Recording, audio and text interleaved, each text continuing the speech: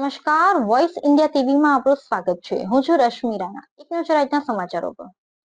સુરતમાં સેરોલી metro railway બ્રિજમાં ચાલુ કામગીરી દરમિયાન ક્રેક થવાની ઘટના બનતા ક્રેક થયેલ ભાગને ગતરોજથી ઉતારી પાડવાની કામગીરી કરવામાં આવી રહી છે, જેથી ટ્રાફિક સમસ્યા ના સર્જાય તે માટે વાહન વ્યવહારને અન્ય માર્ગો પર ડાયવર્ટ કરવામાં આવી રહ્યું છે। સુરતના સારોલી વિસ્તારમાં મેટ્રોના બ્રિજ ક્રેક થવાથી 2 દિવસથી સુરત કડોદરા રોડ ઉપર ટ્રાફિકની સમસ્યા સર્જાઈ છે।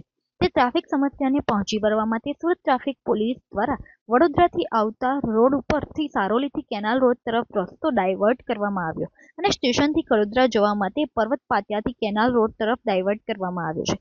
ત્યારે ડીસીપી અનિતા વાણાની અને ACP VP Gamit, PI Chavda સહિતના ટ્રાફિકના ઉચ્ચ અધિકારીઓ રાત્રે 11:30 વાગ્યા સુધી પુના ગામના રેશમા ચોકડી ઉપર ટ્રાફિકને ડાયવર્ટ કરાવી રહ્યા હતા અને એસીપી ગામિતે જણાવ્યું કે હજુ એકાદ 2 દિવસ બ્રિજનું કામ ચાલશે, ત્યાં સુધી કડોદરાથી આવતા વાહન ચાલકોને સારોલી તરફથી આવવું પડશે અને સ્ટેશન તરફથી આવતા વાહનોને કેનાલ રોડ ઉપર પર્વત પાટિયાથી જવા માટે વિનંતી કરવામાં આવી હતી।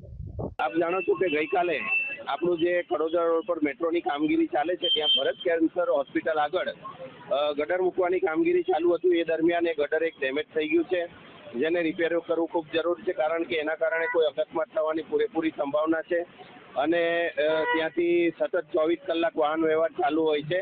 તો એને જ્યાં સુધી આ રિપેરિંગની કામગીરી ચાલુ છે ત્યાં સુધી ટ્રાફિક શાખા તરફથી અને એ રોડ પરનો તમામ ટ્રાફિક આપણે પર્વત પાટિયાથી ડાયવર્ટ કર્યો છે। જે લોકોએ પર્વત પાટિયાથી કડોદરા 4 રસ્તા તરફ જવાનું છે એમના માટે કડોદરા થઈને રેશમા સર્કલ, કેનાલ રોડ થઈને નિયોલ ચેકપોસ્ટ થઈને કોઈ પણ વાહન ચાલક જઈ શકે છે।